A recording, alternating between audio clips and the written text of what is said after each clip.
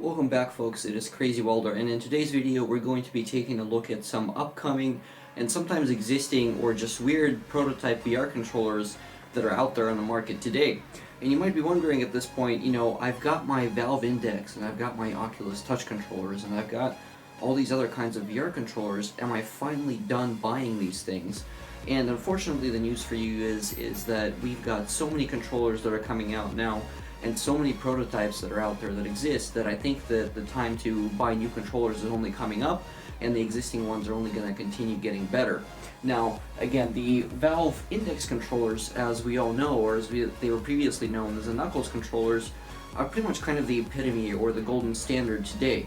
But they're not the only ones that are on the list making finger tracking controllers, and one of the new ones is Pimax, and I'm going to get into that in a little bit later in this video.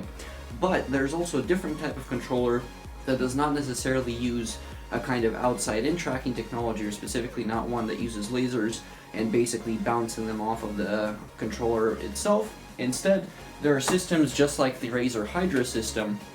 that exist out there today in various forms. Of course, the Hydra used to, look like this, as we've all come to know and love, but it's not actually how this controller started out. Their initial version was wireless, and I'm going to show that to you guys in just a little bit here. And from there, we'll also take a look at 6sense and some other controllers that use magnetic fields to show off the 3D and 360-degree tracking within the VR space. So let's get into it now.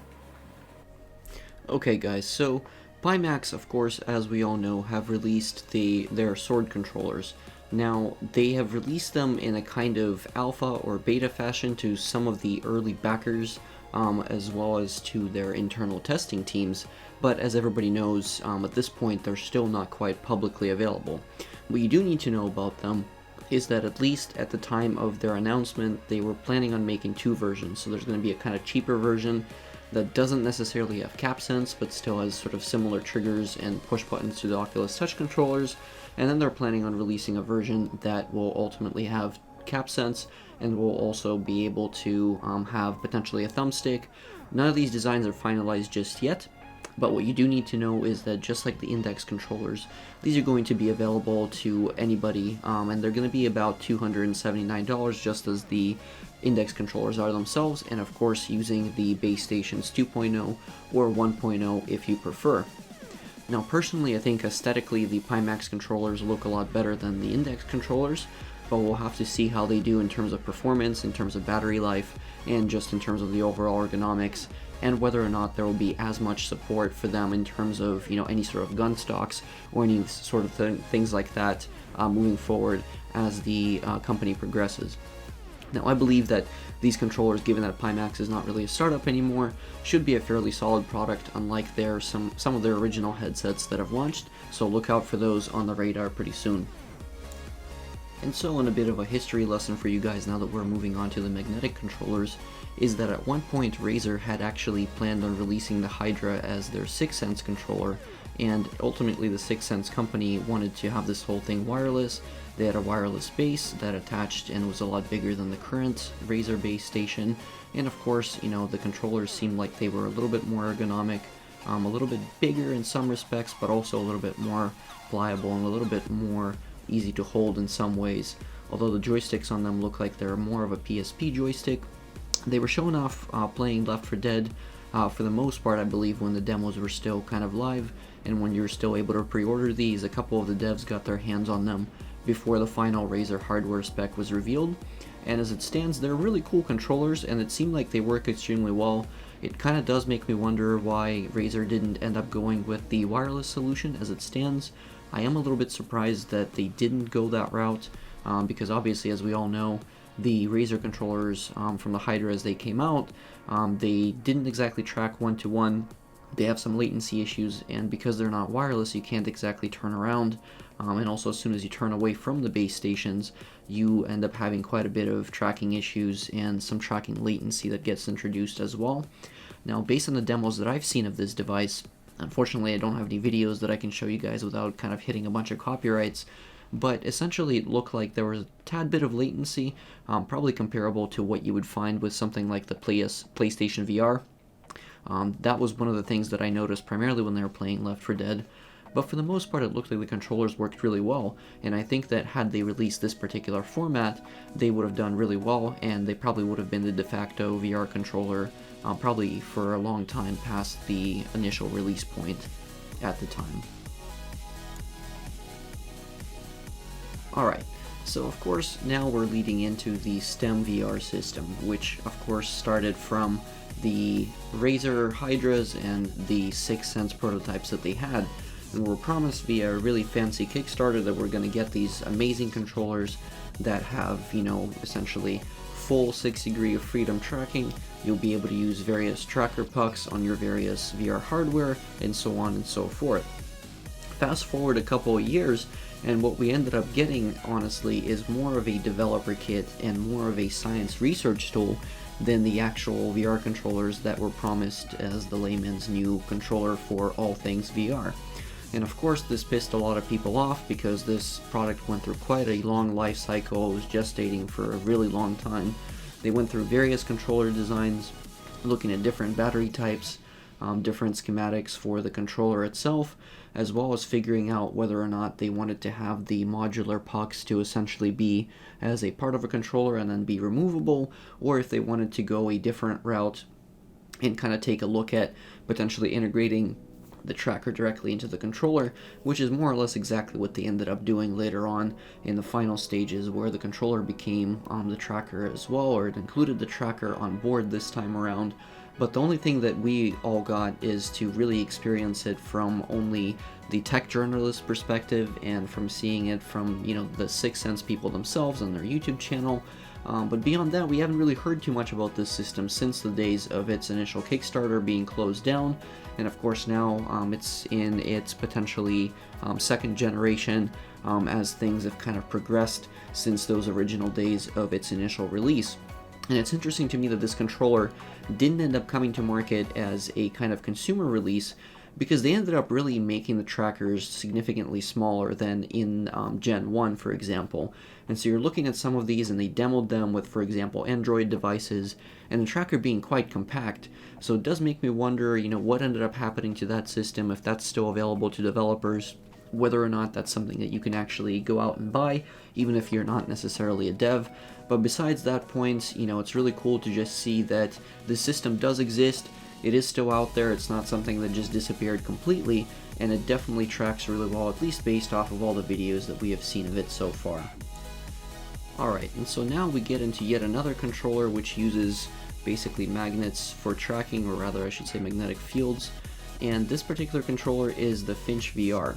And the Finch VR controller is kind of interesting because it's a 6 degree of freedom controller that works with Steam VR, but it also works with mobile VR as well. And it's got a very Oculus Touch kind of interface in terms of the grip buttons, in terms of the trigger, and potentially in terms of the touchpad. Right now they're still going through a development phase, so things kind of may change as time goes on. But one of the biggest kind of draws for me with a controller like this is that it requires absolutely no base stations, and the only thing that you really have to worry about is keeping 4 devices charged as opposed to just 2, because they end up using armbands for additional hand positional tracking. But this also means that this device is not going to be prone to any kind of occlusion, which perhaps is one of the biggest draws for me on this controller itself, because you can take this to a friend's house with your VR headset and not have to worry about setting up any kind of outside-in tracking, and not really having to worry about configuring your environment for first-time use, because the controllers just start tracking right away.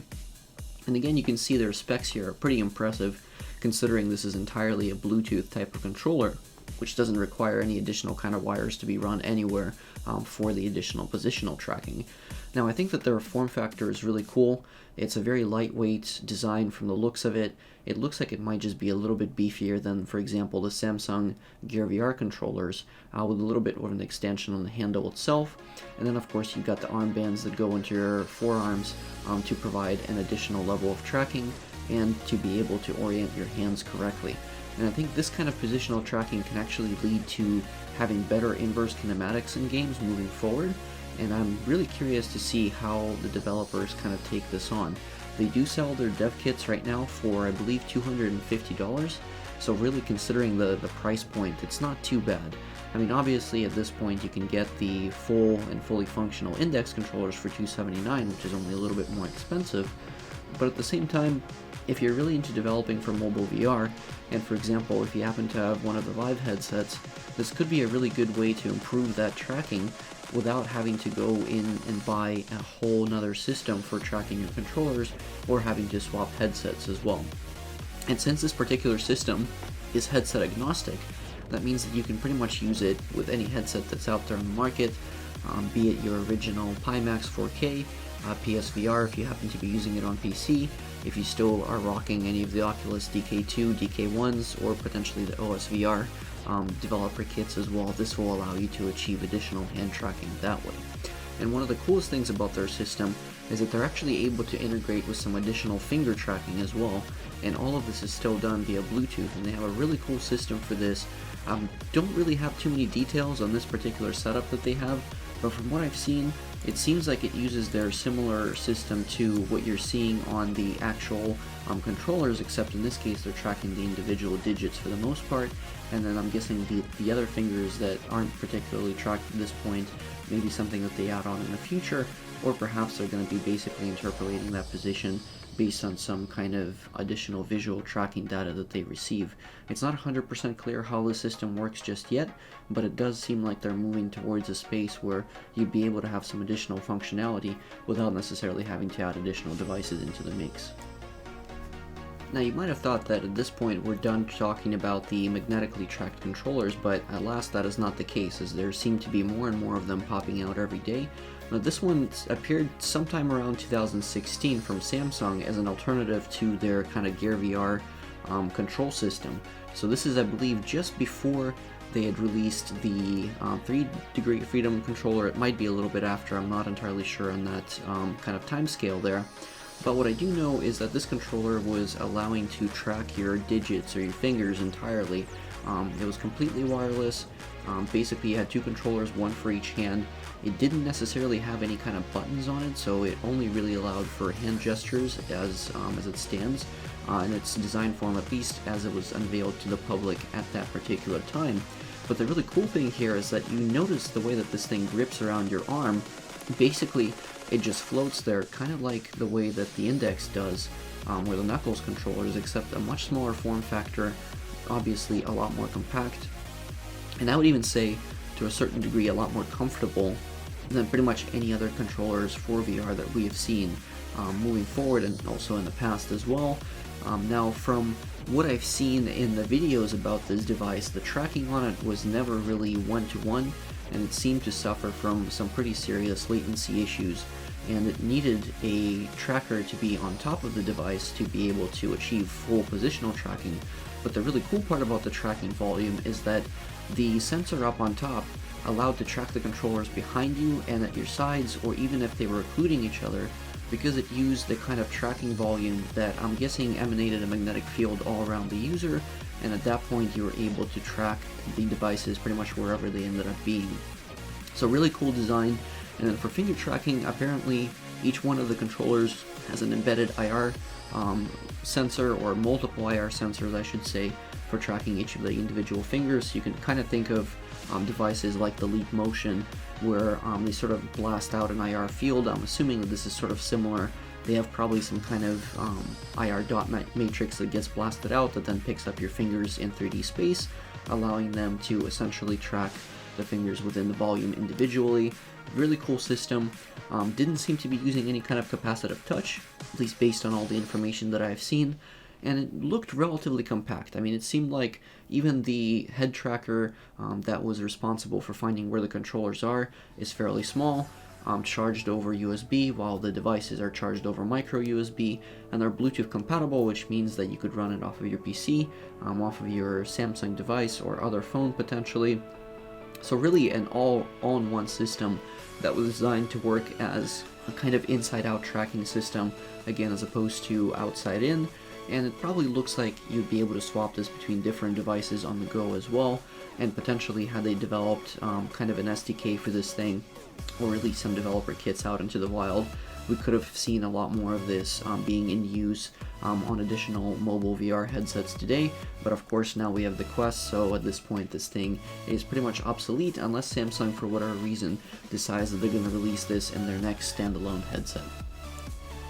Now, while the Samsung controller has effectively kind of died out, it seems to have been replaced by this other controller called the Etee, and that's Etee with double E's at the end. And this particular controller appears to have cap sense as opposed to using the kind of infrared tracking that the Samsung Rink controller ended up using, which is kind of interesting because this becomes more of a competitor to the Valve Index as well as the Pimax Sword controller. And in addition to that, it appears that they only use a small Bluetooth dongle to achieve tracking. So again, magnetic tracking, but using a much smaller dongle than what you see on the likes of the Rink, and seemingly these controllers have most of the processing done on the controller itself. It looks like the only real downside with these controllers at the time of this release at least is that they don't really have kind of any additional buttons. Now what they do have is on the very top of the controller there's actually a trackpad that's included, so potentially at some point they could kind of enlarge that face and add some buttons on there to make it a little bit more compatible with the likes of the Steam VR ecosystem, potentially even Oculus's ecosystem, given the fact that this was unveiled at Oculus Connect 6. So looking at these controllers, I'm starting to think that maybe their primary kind of target might be the Oculus ecosystem, but because again these are Bluetooth controllers, and again 6 degrees of freedom tracking, I would assume that probably they will be more of a universal setup. Right now, these are selling for £1,500, which is a hell of a tall ask if you want my opinion on it, but apparently the consumer version will be releasing for $200. So again, kind of an interesting controller that's coming out that looks to be pretty much the same form factor as what the Rink was, arguably probably more comfortable than what the Rink was, and having the same kind of cap sense capabilities that we've seen from the likes of the Index and the Knuckles controllers, as well as potentially the Rink as well. But it looked like, at least based on what Cass and Cherry said in their review of this particular controller, that the tracking seemed to be doing extremely well even when they were looking at it, which is, of course this thing is still in beta stage, so things could potentially only go up from there, and we'll hopefully end up seeing this controller on the market and being used by developers across the various VR ecosystems, because this to me looks like the perfect form factor for VR, and especially to drive adoption, and considering that it undercuts the Valve Index by $79, this seems like the perfect device to enter the market at this time. So here's another really cool design that I think kind of deserves another mention as well, is this one looks like it's very similar to the Rink and also the Etee controllers in the sense that it kind of goes around the palm of your hand, but the difference with this one is that instead of using kind of a magnetic tracking system,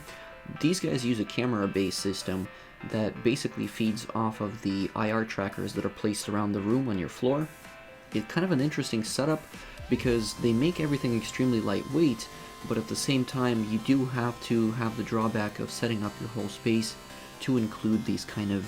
fancy mats that include IR trackers. I'm not sure if they can just use any kind of IR dongles or if you have to use the included system, but nonetheless it's a really cool setup that I think deserves quite a bit of recognition, because they do use kind of full gesture grasping, but they don't necessarily track your fingers unlike the other systems that I've kind of mentioned here before. So instead, it's kind of an open-close binary system that allows you to do some basic grabbing, which kind of makes me think that they probably are meant more to be used in conjunction with other controllers as opposed to just as a standalone system. But the really big win here is that their entire hardware latency is at 2 milliseconds with this device, and from there on you can pretty much attach their camera trackers to just about any kind of device you want. So you can go from basically guns, you can go to putting this on various types of headsets, so again it's pretty much headset agnostic as far as that's concerned. You can use it on any kind of VR device, even mobile,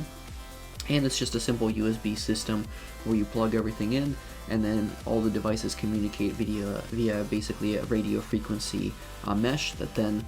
coordinates all of this information and sends it back to your PC for processing.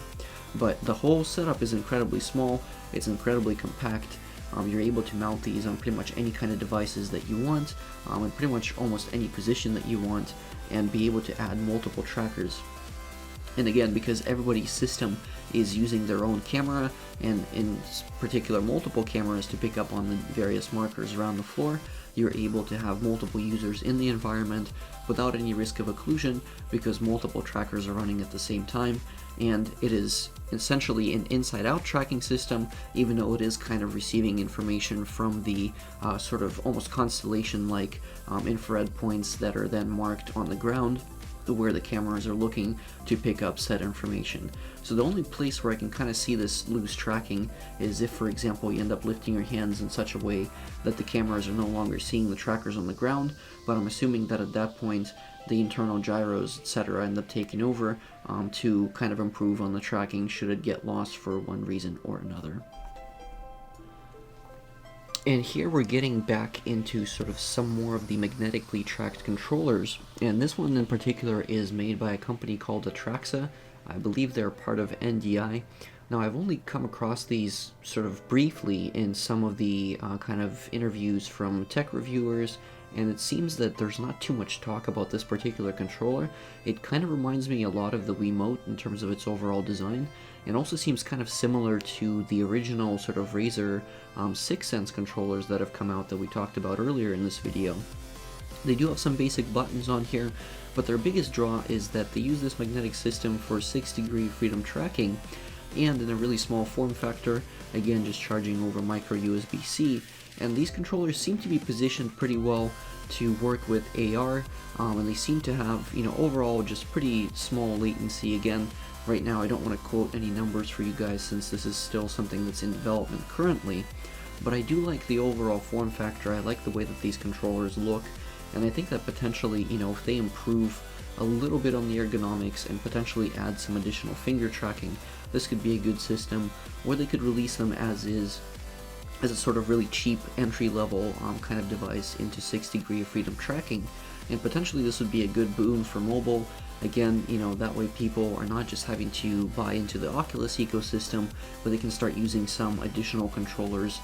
that don't necessarily, you know, pertain to any particular ecosystem as it stands. So it's always good to have some more competitors on the market, because again, this kind of drives innovation. It potentially drives prices down for the consumers as well. And I think that, you know, to me, as somebody who is also currently working as a developer in the AR field, having, you know, sort of additional options in terms of your control scheme, and having something that you can easily ship with your product without having to develop your own controllers, you know, systems like this really come to mind because they're able to give you that additional level of tracking without necessarily you having to expunge, you know, or expand, without you necessarily having to waste your own resources on creating controllers like this. And in particular, I think that because of the sort of generic nature of such a controller, they could be used across a whole breadth of ecosystems in VR and AR, and even for just regular game control as well, or potentially even as a teacher aid to be able to move across slides, etc., and point to things without necessarily having to rely on a big funky tracking system that would otherwise need to be employed, as is the case today with a lot of these outside-in tracking systems available. And just as he thought we would be done talking about these magnetically tracked controllers, yet another one emerges, this one from Modus Games. Now this one has been kind of on my radar for quite a few years, but it doesn't seem like they've necessarily gone anywhere with this particular controller. It looks like another kind of Wii Motion controller clones, but perhaps the biggest draw with their controller seems to be that you can attach the two of them together to be able to create a kind of almost lightsaber type hilt to be able to use with your games. Now, there's not too much information that's been published on this particular controller, so I'm not going to get too in-depth on it, but you can always check them out. I'll put a link in the description of the video below in case you do want to contact these guys and see, you know, where they are in terms of publishing this controller. But it's got a kind of interesting setup. It looks like you have a thumbstick on one side, and then you have all of your buttons on the other side. So again, very much a kind of nunchuck slash Wiimote type controller, where you have a kind of separate functionality split between the two controllers as they stand, yet at the same time allowing you to have full 6-degree freedom motion, and of course being able to have the straps so the controllers don't go flying out of your hands when you're not particularly going slow with the controllers as they are. So really cool setup. I think that this potentially could be another cheap entry into the market for them, and as well as, you know, a cheap entry for those trying to get in on VR on a budget, using potentially something like a Gear VR or just any other type of Android handset. While we're on the topic of these kind of Wii motion controller clones, I figured I'd talk about the sticks, because this is actually something that's currently available for something like $7 off of Amazon, although not that I recommend that you buy this particular piece of kit, but it seems like, again, it's primarily just trying to emulate the mouse and your keyboard in terms of being connected to your PC, so in theory you could probably make this work with something like Portal or any of the older kind of VR titles to take advantage of this. But at that point, I'd probably honestly just recommend that you get some Wii controllers and the Dolphin bar to connect to your PC so that you could use those instead, as they'd probably be a lot more accurate. It seems at the time of me doing this video, most of the people that have ended up using this have said that it doesn't really work that well, or that the drivers are kind of busted, and that the site for the actual developer of this unit is pretty much completely down. So it doesn't seem like there's a whole lot of reason why you'd want to actually invest in a controller like this, but nonetheless it does exist, and that's basically it. So that's it for this controller. So there you have it, everybody. That's more or less my complete list of VR controllers that you've probably never heard of or probably haven't necessarily seen too much about. I've tried to kind of get a whole list of things that are pretty obscure. Now, I didn't want to include any of the haptics controllers in this particular video, mainly due to the fact that they're kind of in their own separate category, and the video including those is going to be probably just as long as this, if not longer, since there's just so many of them that are floating around out there. And I felt like since they're really meant as a sort of next generation, and a lot of these are in sort of such an alpha state right now that you can't really even buy any of them, or necessarily get a developer kit that doesn't cost an obscene amount of money. But as it stands, hopefully this video helps inform you about the various types of VR controllers that are available, and perhaps put some of these companies on your radar should you be looking for a replacement of your current VR controllers, or if you're looking for something to develop for AR or VR ecosystems and you happen to want to look at something that's an alternative to the Vive or Oculus controllers that are available out there today, as well as be able to kind of develop some additional systems that these controllers perhaps will allow you to do without having to have some crazy tracking systems involved. And hopefully it's informative enough to you that you end up coming back and watching my next video on the haptics controllers as well. So I'll see you guys in that one.